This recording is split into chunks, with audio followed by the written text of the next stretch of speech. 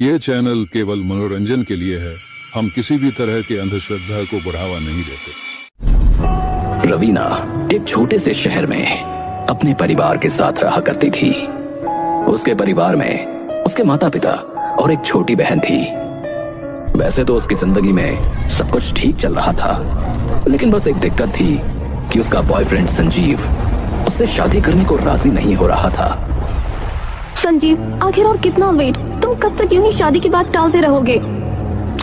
अरे मुझे तो समझ नहीं आता कि तुम्हें शादी की इतनी जल्दी क्यों है।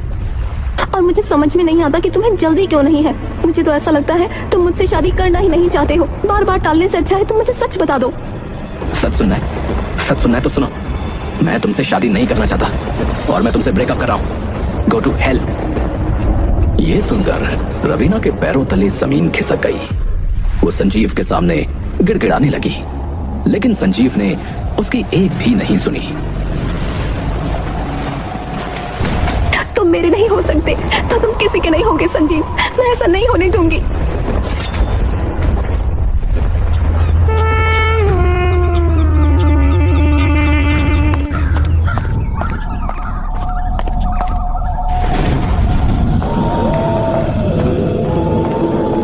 एक दिन रवीना एक तांत्रिक के पास पहुंची। बाबा, मेरी जिंदगी बर्बाद हो गई है। संजीव ने मेरे साथ बहुत बुरा किया है। मुझे उसे बर्बाद करना है। बेटी, काले जादू का खेल आसान नहीं होता। तुम जो चाहती हो उसकी कीमत बहुत भारी हो सकती है बेटी। मैं किसी भी कीमत के लिए तैयार हूँ बाबा। मुझे बस संजीव और उसके परिवार को बर्बाद करना है। ठीक है, अगर तुम्हारा इरादा पक्का है तो मुझे संजीव के बाल ला कर दो। मैं काला जादू कर दूंगा।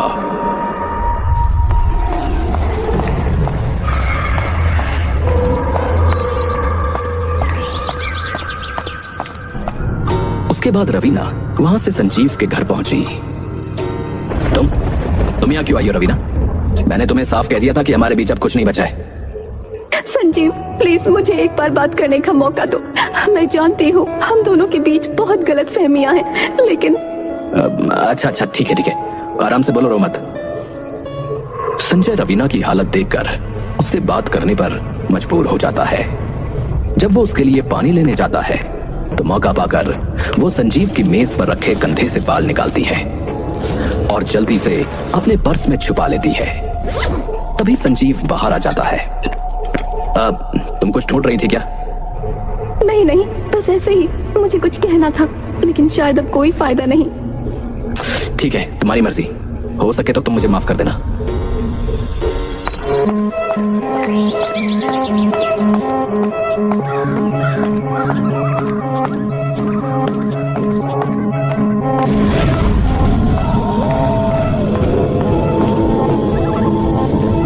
रवीना वहां से सीधे तांत्रिक के पास पहुंची। बाबा, मैंने संजीव के बाल ले लिए हैं। अब आप उसे बर्बाद कर दीजिए। तांत्रिक मंत्र पढ़ने लगा और संजीव के बालों का इस्तेमाल करके उसने काला जादू कर दिया। ये जादू उसके पूरे परिवार को तबाह कर देगा। अब तुम घर जाओ और इंतजार करो। पूरे परिवार पर मैंने तो सिर्फ संजीव की बात करी थी। मुझे लगा तुमने पूरे परिवार की बात की। फिलहाल अब तो जादू पूरा हो चुका है। अब कुछ नहीं हो सकता। शायद मैं ये सब करके गलत कर रही हूँ, लेकिन उसने मेरे साथ जो किया उसके बाद यही सही है। मारने दो पूरे परिवार को।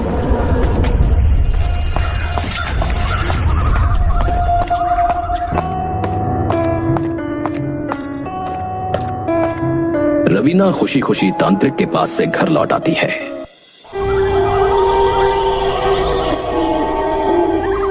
फिर रात को रवीना और उसकी छोटी बहन किरण एक ही कमरे में सो रही होती हैं।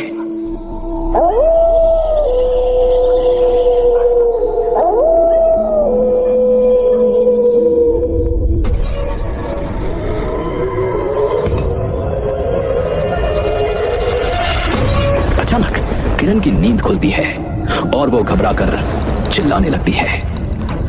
दीदी, दीदी, उठो, बचाओ मुझे बचाओ, मुझे मार डालेंगे। क्या हुआ किरण, क्यों चिल्ला रही हो? दीदी, काले साई वो हमारी तरफ आ रहे थे। पूरे कमरे में घूम रहे थे। वो बहुत डरावने थे।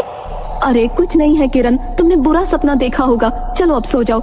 लेकिन दीदी वो इतने असली लग रहे थे। सब ठीक है, मैं यही हूँ, कुछ नहीं होगा। किरण रवीना को गले लगाकर सो जाती है।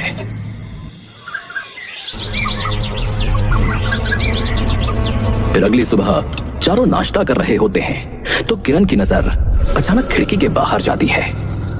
उसके चेहरे का रंग उड़ जाता है और वो डर से कांपने लगती है। वो कौन है? वो लोग हमें क्यों देख रहे हैं? सभी उसकी तरफ देखते हैं लेकिन उन्हें कुछ नहीं दिखाई देता। क्या बोल रही हो किरण? कोई नहीं है वहाँ। किरण हमें मत डराओ, कल रात का सपना अब भी तुम्हारे दिमाग में है। नहीं, वो सचमुच है, वो मेरी तरफ बढ़ रहे हैं। मैं मर जाऊंगी, मैं मर जाऊंगी, वो मुझे मार डालेंगे। नहीं।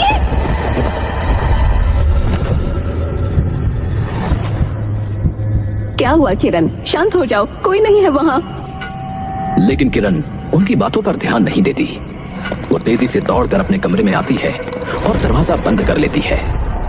मत आओ मेरे पास, छोड़ दो मुझे, मुझे मत मारो, मैंने तुम्हारा क्या बिगाड़ा है?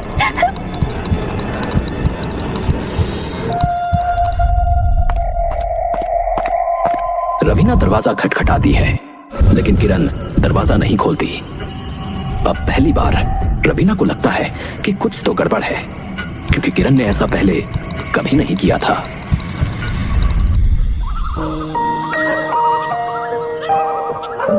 शाम हुई और किरण धीरे धीरे ठीक हो गई।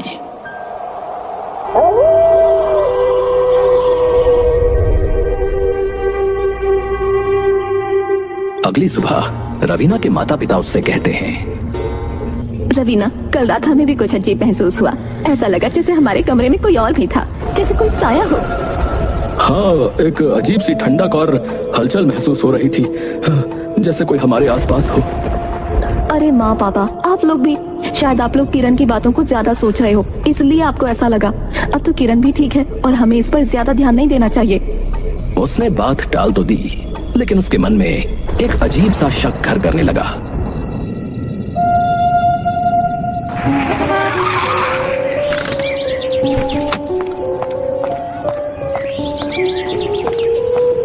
वो संजीव की हालत देखने उसके घर जाती है। संजीव उसे देखते ही नाराज हो जाता है। तुम फिर यहाँ क्यों आई हो रवीना? मैंने कहा था ना, मुझे तुमसे कोई बात नहीं करनी। मैं सिर्फ तुम्हारा हालचाल पूछने आई थी बस। तुम ठीक हो? हाँ, मैं फिट हूँ, अब जाओ यहाँ से। ये कैसे हो सकता है? काले जादू के बाद भी ये इतना ठीक कैसे है?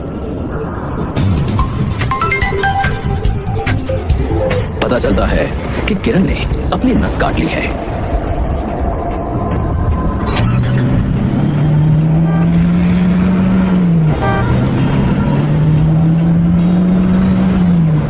और वो फौरन अस्पताल पहुंचती है। क्या हुआ? किरण ने ये क्यों किया? रवीना, वो बार बार कह रही थी कि वो कह रहे हैं हाथ काट लो, वो कह रहे हैं हाथ काट लो, और फिर उसने सच में काट लिया। रवीना, हमारे घर में कुछ तो गलत है। वहाँ कोई बुरी शक्ति है, भूत है। बस करो माँ, तुम भी किरण की तरह पागल हो रही हो। कोई भूत वूत नहीं है, किरण का दिमाग खराब हो गया है, उसे पागल खाने भेज देना चाहिए। रवीना, क्या कह रही हो तुम? वो तुम्हारी बहन है। हाँ, लेकिन ये सब ड्रामा नहीं चलेगा। आप सब इस बहन में जी रहे हो 2 दिन से। मेरी मानो उसके दिमाग का इलाज कराओ। ये कहते हुए रवीना कमरे से बाहर चली जाती है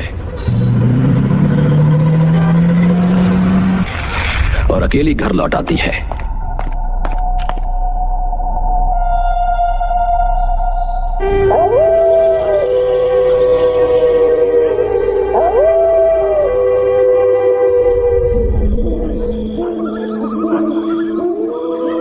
जब वो सो रही होती है तो आधी रात को अचानक उसे अपने ऊपर एक भारी वजन महसूस होता है। उसकी आंखें धीरे धीरे खुलती हैं और वो देखती है कि उसकी छाती पर एक बेहद डरावना साया बैठा हुआ है। हे भगवान, ये क्या है? वो साया बिना कुछ कहे उसकी तरफ झुकता है और रवीना को उसकी ठंडी सांसें अपने चेहरे पर महसूस होती हैं। रवीना का दिल जोर से धड़कने लगता है और उसकी सांसें तेज हो जाती हैं। प्लीज मुझे छोड़ दो, मुझे छोड़ दो। मैंने तुम्हारा क्या बिगाड़ा है? काला जादू, काला जादू। अचानक वो साया गायब हो जाता है। रवीना थोड़ी राहत महसूस करती है, लेकिन अगले ही पल उसके कमरे में कई और साए जलते हुए नजर आते हैं। वो सारे साए रवीना की ओर बढ़ने लगते हैं। नहीं नहीं, ये सच नहीं हो सकता। ये सब क्या हो रहा है? काला जादू तो मैंने संजीव पर कराया था, ये मेरे साथ क्यों हो रहा है? वो साए धीरे धीरे रवीना को घेरने लगते हैं और उनके हाथ रवीना की ओर बढ़ने लगते हैं। रवीना को लगने लगता है कि वो साए उसे पकड़कर खींच लेंगे। डर और घबराहट से वो चिल्लाती हुई कमरे से बाहर भाग जाती है। नहीं, मुझे छोड़ दो प्लीज, मुझे जाने दो।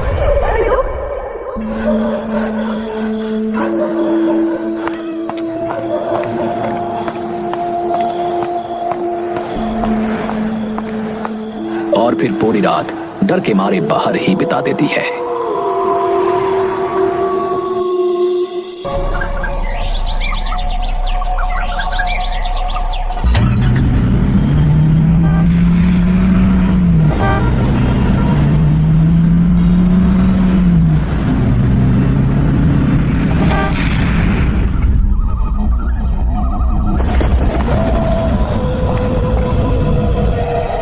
बाबा, मैंने जो आपसे कहा था वो आपने किया, लेकिन संजीव के घर में कुछ भी नहीं बदला। वो बिल्कुल ठीक है, जैसे कुछ हुआ ही ना हो। पर मेरे घर में बहुत अजीब अजीब चीजें हो रही हैं।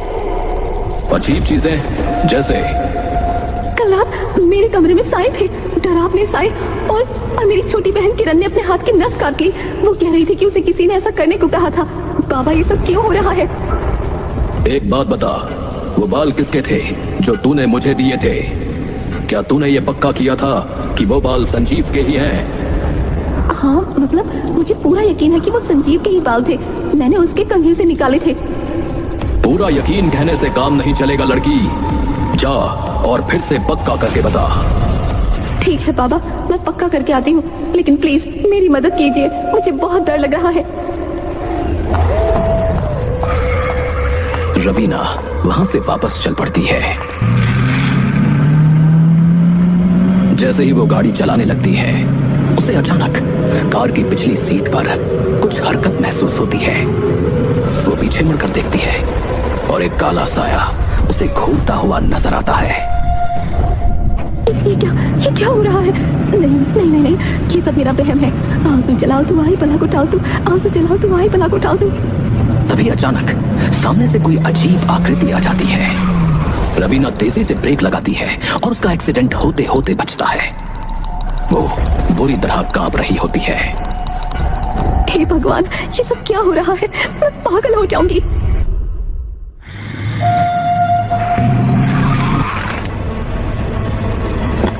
वो जैसे तैसे संजीव के घर पहुंचती है, लेकिन वहां ताला लगा हुआ पाती है।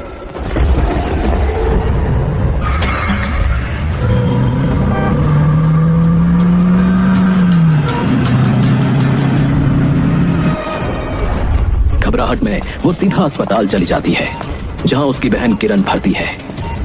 जब वो वहां पहुंचती है तो उसे अपने माता पिता कहीं नजर नहीं आते। अरे माँ पापा कहाँ चले गए? वो किरण के पास जाकर बैठती है। उसकी नजर किरण के मोबाइल पर पड़ती है। वो उसे उठाकर चेक करती है और उसके अंदर संजीव के कई मिस्ड कॉल्स और मैसेजेस देखती है। संजीव? ये कैसे हो सकता है? वो मैसेजेस पढ़ती है, जिससे साफ हो जाता है कि संजीव का किरण से भी अफेयर चल रहा था। उसे एक मैसेज से समझ आता है कि जिस दिन वो संजीव के बाल लेने गई थी, उस दिन किरण भी संजीव के घर गई थी।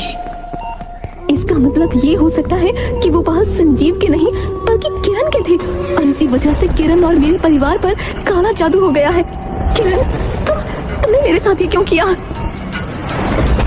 लेकिन तभी किरण अचानक अपने बिस्तर से उठकर रवीना का गला पकड़ लेती है और उसे दबाने लगती है। किरण, ये क्या कर रही हो? छोड़ो मुझे, मेरा गला। लेकिन तभी वेंटिलेटर डिस्कनेक्ट हो जाता है और किरण वहीं मर जाती है। रवीना घबरा कर वहां से भागती है।